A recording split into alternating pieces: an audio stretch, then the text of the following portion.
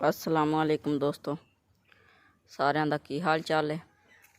ਜਿਵੇਂ ਕਿ ਤੁਸੀਂ ਵੇਖਦੇ ਸਾਂ ਜੀ ਅੱਗੇ ਆ ਕੰਧ ਲਾਰ ਸੀ बहुत ज़्यादा। ਅੱਜ ਸਾਰੀ ਦੇੜ ਕੇ ਨਵੀਂ ਬਣਵਾਤੀ। ਤੁਸੀਂ ਚੈੱਕ ਕਰੋ ਤੇ ਅੱਗੇ ਰੇੜੇ ਦੇ ਸਿਰ ਤੇ ਖੜੀ ਸੀ ਜਿਹੜਾ ਬਾਹਰ ਗੱਡਾ ਜਿਹਾ ਲਾਇਆ ਸੀ ਤੇ ਉਹ ਅੱਜ ਗੱਡਾ ਉਹ ਵੇਖਿਆ ਖਿੱਚਦੇ ਗਏ ਆ ਤੇ ਕੰਧ ਆਪ ਹੀ ਡਿੱਗ ਪਈ। ਹੁਣ ਵੇਖੋ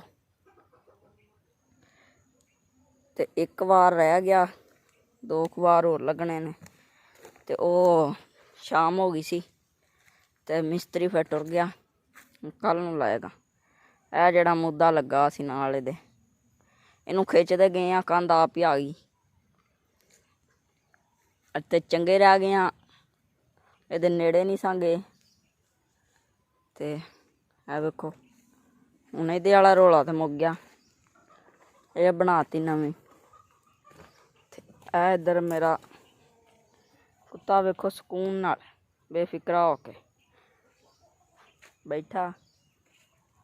ਤੇ ਜਿਵੇਂ ਕਿ ਤੁਹਾਨੂੰ ਪਤਾ ਮੌਸਮ 3-4 ਦਿਨ ਹੋ ਚੱਲੇ ਨੇ, ਬੱਦਲ ਗੈਰ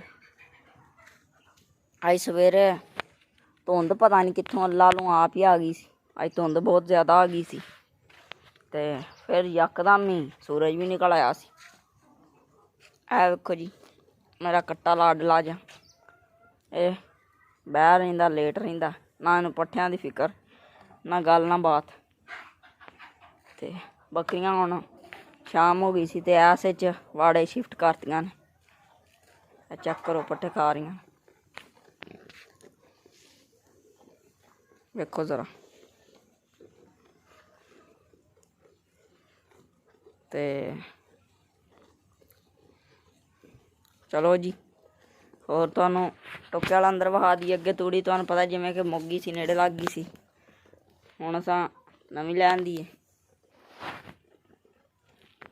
ਆਹ ਵੇਖੋ ਪਰਾਂ ਪਈ। ਤੇ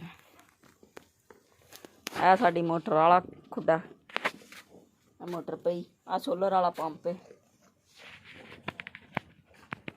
ਆ ਮੈਂ ਤੁਹਾਨੂੰ ਡੰਗਰ ਵਹਾਨਾ, ਰੇੜਾ ਇੱਥੇ ਹੀ ਲੈ ਆਈਦਾ ਪੱਠਿਆਂ ਵਾਲਾ। ਆਹ ਡੰਗਰ ਵੇਖੋ ਮਾਸ਼ਾਅੱਲਾ ਪੱਠੇ ਖਾ ਰਹੇ ਨੇ ਲੈਣ ਚ ਲੱਗ ਕੇ। ਓਕੇ ਜੀ, ਅੱਜ ਦੀ ਵੀਡੀਓ ਚ ਇੰਨਾ ਹੀ। ਅੱਲਾ ਹਾਫਿਜ਼।